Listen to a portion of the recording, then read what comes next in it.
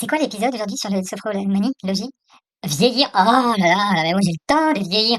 Tu sais quoi? Va plutôt appeler Ghislaine à la compta, là, parce que ça la concerne, elle, un petit peu quand même. Hein. T'as vu comment ça compte à peu près? Attention, non mais sans déconner! Thomas est né le 26 octobre 2023 à 6 heures.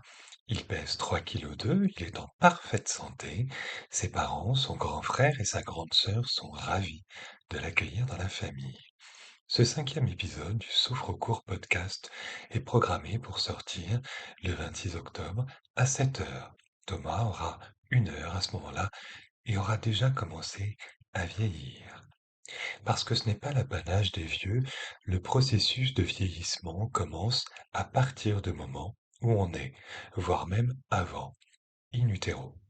C'est immuable, c'est la même chose pour tous les êtres vivants de cette planète, et c'est d'ailleurs la seule chose équitable dans ce monde. Nous sommes tous en train de vieillir, riches ou pauvres, au bord d'une plage de sable fin ou dans un bidonville à Rio de Janeiro. D'un point de vue biologique, nos cellules, nos organes se foutent de votre compte en banque. Ils vieillissent au fur et à mesure du temps qui passe. Ils sont génétiquement programmés pour ça.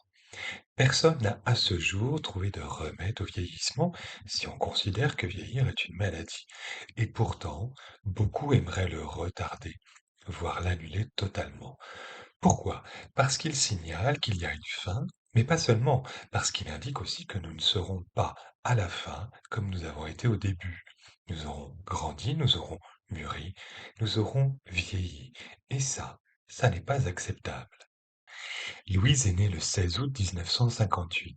Elle est une femme accomplie parce qu'elle a tracé sa route, choisi très tôt son métier, elle a choisi sa vie, et dans l'époque où elle a évolué, ce n'était pas chose facile.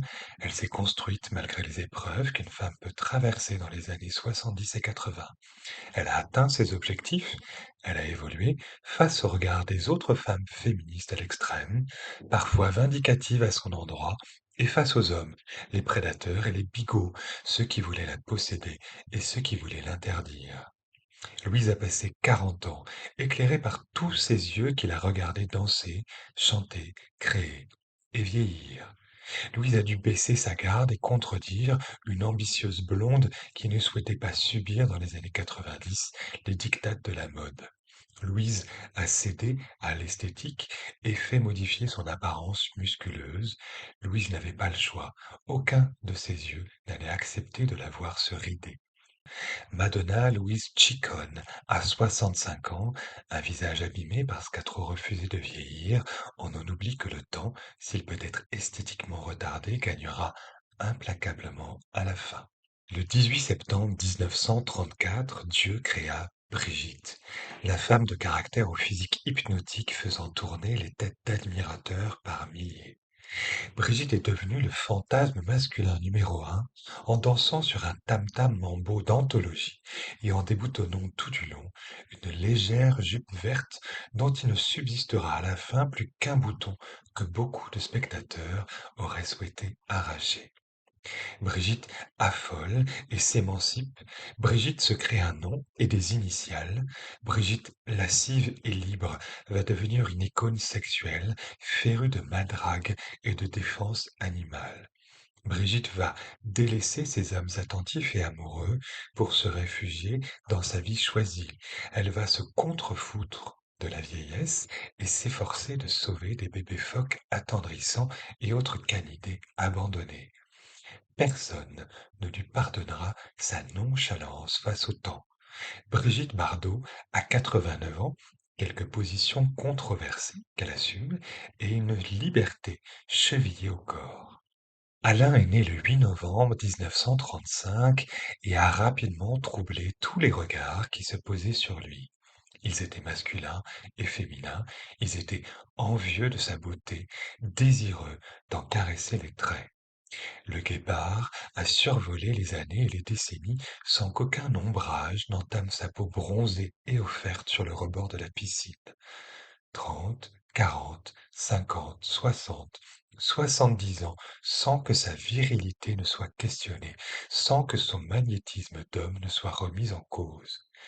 Alain Delon a 87 ans et n'a pas connu les rancœurs de l'âge de ses collègues féminines. Les femmes vieillissent et les hommes mûrissent. Cette phrase, vous l'avez déjà entendue. Mais quelle en est la cause?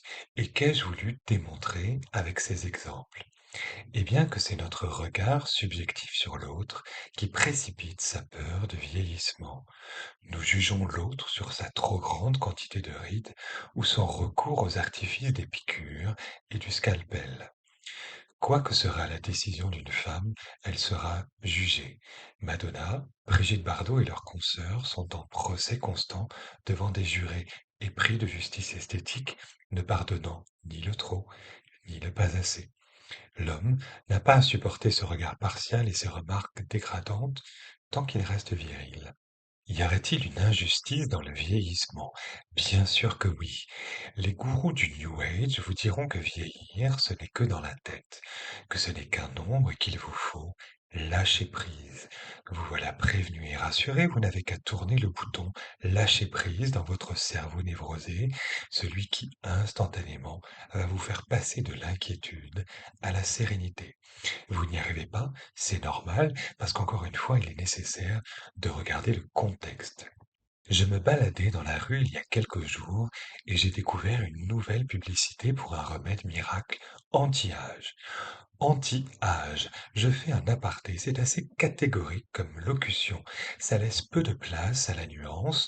On est pro ou anti. Deux catégories. Les pros sont ceux qui se laissent aller, des sortes de Brigitte Bardot qui devraient éviter de paraître devant les yeux esthètes des anti. Bref, un remède anti-âge. Et je lis une crème pour lisser les 5 types de rides. Je découvre donc, en plein après-midi ensoleillé, qu'il ne faut pas se battre contre une, mais contre 5 types de rides. Ça en fait 4 de plus que ce que j'imaginais, 4 fois plus de travail et d'inquiétude, puisque jusque-là, je ne m'attardais que sur un seul type de ride que je connaissais. Mais pour vendre cette crème, il faut lui ajouter un pouvoir supplémentaire et un objectif nouveau que les autres n'avaient pas, la correction de tous les types de rides recensés sur votre visage, donc 5 au dernier décompte. Il y en aura peut-être 6 ou 22 quand une autre marque aura compris à son tour que vous culpabilisez dans votre ignorance et votre inertie était l'argument de vente parfait. Je me baladais sur Internet il y a quelques jours et j'ai découvert tardivement, je le conçois, l'existence d'un filtre miracle, le filtre absolu, celui qui rendra vos selfies et vos vidéos aussi sublimes que ceux de la Kardashian Family, le filtre Bold Glamour, l'apothéose, le Graal de la beauté. Il n'est pas de prime abord révolutionnaire, il masque les imperfections désignées comme telles par sa conception initiale, il lisse la peau, maquille, teint, cils et sourcils. Et c'est là que c'est impressionnant, il demeure sur vous, même si vous vous passez la main devant le visage, même si vous chaussez vos lunettes ou recoiffez votre frange. Le filtre vous colle à la peau. L'intelligence artificielle s'adapte à votre réel pour continuer à parfaire votre virtuel. C'est magique? Non. C'est inquiétant, c'est alarmant, c'est flippant. À aucun moment, aucun, ceci est un progrès. On va dans le mur de l'artifice à toute vitesse et le choc va faire mal. Ces visages surréalistes deviennent une norme auquel il faut ressembler dans la réalité, au risque sinon de découvrir des imperfections qui n'en sont pas, mais qui sont gommées sur votre écran de téléphone. Si elles sont gommées, c'est qu'elles n'ont pas leur place dans votre vie, c'est qu'elles ne doivent pas exister, c'est qu'elles sont des défauts dont il faut se défaire. Garçons et filles frustrés d'anonymat et de conformité vont redéfinir la normalité et tendre vers l'humanoïde. Ce ne seront pas 5, mais toutes les rides qui seront bannies, quelle que soit leur profondeur et les crèmes utilisées. Ce n'est pas votre histoire qu'on lira sur votre visage, mais la résolution nécessairement parfaite de vos pixels. Ce que montre ce filtre, c'est que le grain de peau est futile, l'essence même de ce que nous touchons lorsque nous caressons un visage. Miroir, miroir, mon beau miroir, dis-moi, qui est la plus belle? Ce n'est pas toi. Tu n'as pas assez de résolution sur ton écran. Lorsque j'ai commencé à écrire cet épisode, j'ai cherché dans la littérature, dans l'histoire, ce qui indiquait le moment où on passe de jeune à vieux. Peu d'auteurs et de philosophes se sont accordés sur l'âge de départ à la vieillesse, celui où on commence véritablement à être considéré comme un ancien. Hippocrate le fait débuter à 56 ans, Aristote à 50. Montaigne s'est retiré de la vie publique à 38 ans, dégoûté de l'esclavage dans la cour, puisque c'est en partie ce qu'il fit graver en latin à l'entrée de la bibliothèque de son château d'Yquem. Se retirer de l'esclavage de la cour, c'était pour lui s'affranchir du paraître pour se consacrer à l'esprit et aux auteurs de son cœur.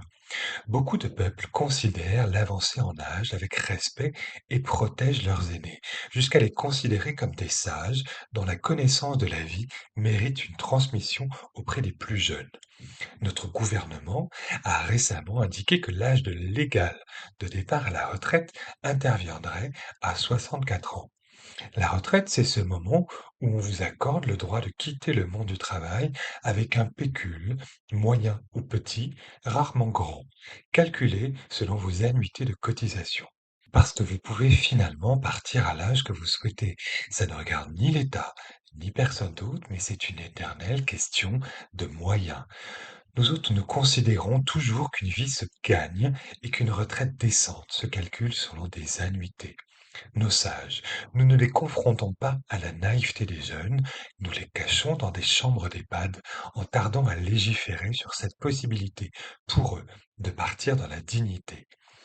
Nous avons cessé de considérer l'âge comme un atout pour le reste de la communauté. Quand on vous dit que vieillir, ce n'est que dans la tête, vous considérez cette phrase avec ce contexte. Il est alors difficile de tourner le bouton du lâcher-prise instantanément. Parce que rien ne se fait dans l'instant.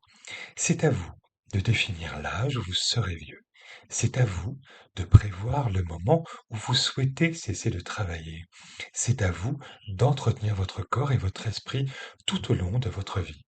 C'est à vous de faire tout ça, parce que je suis persuadé que le secret pour bien vieillir, c'est d'être heureux. Alors faites en sorte de le devenir si vous ne l'êtes pas encore, et de l'être, c'est-à-dire de profiter de votre présent à tous les âges que vous traversez. Greta est née le 18 septembre 1905. Actrice du noir et blanc silencieux, elle a choisi de quitter les écrans à l'apogée de sa carrière et de sa beauté parce qu'elle savait que le public ne lui pardonnerait pas de vieillir. Celui-là même qu'il avait moqué pour sa voix grave au sortir du muet, et qu'il avait ensuite rebaptisé la divine parce que seul Dieu avait pu façonner ce visage d'ange glacialement sublime. Elle a choisi de s'émanciper d'Hollywood en 1941, à l'âge de 36 ans. Greta Garbo a vécu sa vie de femme libre de vieillir, loin des regards indiscrets, jusqu'à son décès 49 ans plus tard. La cosmétologie permet de retarder l'aspect du vieillissement. Le sport, une bonne alimentation, un équilibre de vie pérenne permettent de prolonger votre bonne santé le plus longtemps possible. Rien ne nous empêchera de vieillir, à moins que la science-fiction et les capsules cryogéniques ne fonctionnent un jour. Il est donc temps d'accepter ce processus, d'accepter que notre corps un jour souffrira, d'être moins ferme, que la pesanteur interviendra sur les formes avantageuses d'une jeunesse qui ne peut pas vivre éternellement. Accepter, ce n'est pas se résigner. Accepter, c'est faire la paix. C'est laisser à sa juste place le passé. C'est profiter du présent parce que lui seul a le pouvoir sur le futur. Vous ne pourrez pas contrôler votre corps jusqu'au bout, mais vous pouvez développer, muscler, raffermir votre esprit à l'infini. Soyez jeune dans votre tête. Conservez votre insouciance, votre curiosité, votre humour, votre joie de vivre. Je vous conseille de commencer maintenant, là, tout de suite. Éteignez BFM, fermez les applications de procrastination, chaussez vos chaussures de marche, allez faire un tour, écoutez des podcasts, de la musique, appelez vos amis, votre amour si vous en avez un, concentrez-vous sur vos plaisirs et imaginez ce que vous pourriez découvrir. Ayez faim et soif, faites l'amour et oubliez la guerre, écrivez ce que vous vouliez être, il y a toujours suffisamment de temps pour s'en rapprocher. Dormez, nagez, courez, mangez, buvez, souriez et recommencez le lendemain. Et le surlendemain, soyez heureux. Le bonheur supprime la vieillesse. C'est Franz Kafka qui a dit ça. Alors, supprimez la vôtre. Merci d'avoir écouté cette émission, merci d'avoir écouté les autres et d'être de plus en plus nombreux. N'hésitez pas à partager ce podcast. Je vous souhaite une bonne journée ou une bonne soirée et à très bientôt. Oh là là, mais c'était trop bien! Encore une fois, mais oui, il a raison. En fait, pour pas vieillir, il faut être heureux, mais oui. En plus, toi, Ghislaine, ça va te faire économiser du botox, non mais sans déconner!